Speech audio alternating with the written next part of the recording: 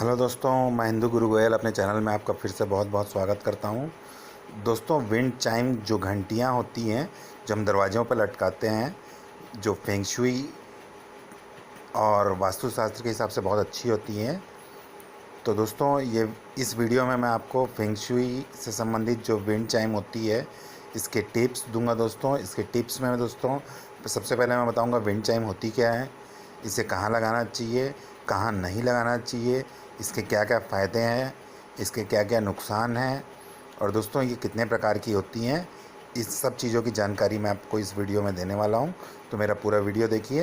अगर आप wind chime ख़रीदना चाहते हैं और अपने हिसाब से, तो आप ख़रीद सकते हैं, नहीं तो मैंने डिस्क्रिप्शन में लिंक दिया है अमेज़ॉन का, वहाँ से आप अमेज़ॉन से आप ख़रीद सकते हैं। तो दोस्तों, विंड चाइम होती क्या है, सबसे पहले ये बता दें दोस्तों। विंड चाइम एक फेंग शुई यंत्र होता है दोस्तों, लेकिन गहराई से देखेंगे तो दोस्तों विंड चाइम का यूज़ तो चाइना में कर रहे हैं। हम यहाँ पर विंड चाइम की जगह में शंख और घंटियों का प्रयोग करते हैं। आप घर में घंटी लगाते हैं या घंटी बजाते हैं पूजा के समय, या फिर आप मंदिर में घंटा बजाते हैं, उसकी ध्वनि से आपको संतुष्टि मिलती है। शंख बजाते हैं जिससे आपको आनंद मिलता है। तो ये विंड चाइम जो है हमारी घंटियों का ही प्रतीक है दोस्तों, जिससे मधुर ध्वनि निकलती है। और जो मधुर ध्वनि निकलती है, ये पॉजिटिव एनर्जी को बढ़ाती है दोस्तों, और घर की निगेटिव एनर्जी को दूर करती है, नकारात्मक ऊर्जा को दूर करती है दोस्तों। ये गुड लक बढ़ाती है, दुर्भाग्य को सौभाग्य में बदल सकती है। अब दोस्तों, विंड चाइम खरीदते समय किन बातों का ध्यान रखना चाहिए वो मैं आपको बताता हूँ दोस्तों। तो विंड चाइम खरीदते समय दोस्तों, ये किन धातुओं की बनी हुई है ये ध्यान रखना चाहिए। ये 3 प्रकार की होती हैं दोस्तों। लकड़ी की बनी होती है, मेटल या स्टील या पीतल की बनी होती हैं, या फिर मिट्टी की बनी होती हैं। 3 प्रकार की विंड चाइम्स होती हैं दोस्तों। अब विंड चाइम का चुनाव आपको कैसा करना है वो मैं आपको बता देता हूँ दोस्तों। तो दोस्तों, विंड चाइम की जो आवाज़ है घर में रहने वाले सभी सदस्यों को पसंद आनी चाहिए। मेटल से बनी विंड चाइम लें, क्योंकि इसकी आवाज़ में तीव्रता और गहराई होती है और इससे एनर्जी जल्दी एक्टिवेट हो जाती है।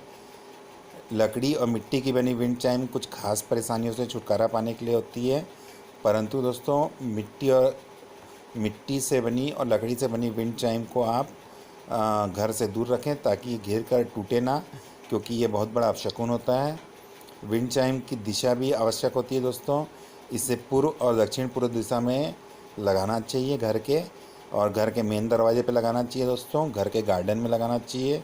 घर के गार्डन में लगाने से आपके घर में पॉजिटिव एनर्जी आती है दोस्तों। अब विंड चाइम घर पर कहाँ लगाएं ये मैं आपको अच्छे से बता देता हूँ दोस्तों। तो विंड चाइम घर के ऐसे दरवाजे पर या खिड़की पर लटकाएं जहाँ से हवा आती जाती हो दोस्तों। 7 छड़ों वाली जो विंड चाइम है वो अपने घर के पश्चिम दिशा में लगानी चाहिए। 6 छड़ वाली जो विंड चाइम होती है उसे घर के ड्राइंग रूम के उत्तर पश्चिम दिशा के कोने में लगाएं। इससे सौभाग्य में वृद्धि होती है, दुर्भाग्य का प्रभाव कम होता है। घर की पश्चिम दिशा में दोस्तों मेटल की विंड चाइम लगाने से घर परिवार में शांति बनी होती है, गर्भधारण में भी मदद करता है। अगर बच्चों का बेडरूम उत्तरमुखी है दोस्तों, तो वहाँ पे भी विंड चाइम लगाना शुभ होता है दोस्तों। लिविंग रूम में दक्षिण पश्चिम कोने में सिरेमिक की बनी हुई 2 या 9 छड़ों वाली विंड चाइम लगाएं। इससे लोग आपकी ओर आकर्षित होते हैं और आपकी प्रसिद्धि बनी होती है दोस्तों। विंड चाइम कहाँ नहीं लगाना चाहिए ये भी मैं आपको बता देता हूँ दोस्तों। तो विंड चाइम अपने ऑफिस में नहीं लगानी चाहिए दोस्तों, क्योंकि इससे आपसे काम में डिस्टरबेंस होता है, आपका दिमाग भटकता है, जिससे आपके काम में हानि हो सकती है, नुकसान हो सकता है। और दिशा के विपरीत जो है विंड चाइम न लगाएं। और जो धातु की विंड चाइम आप खरीद रहे हैं वो आपको पसंद आनी चाहिए, ऐसे विंड चाइम आप लगाएं दोस्तों। तो मैंने आपको पूरी जानकारी दी है, तो मेरा चैनल सब्सक्राइब करिए। धन्यवाद दोस्तों।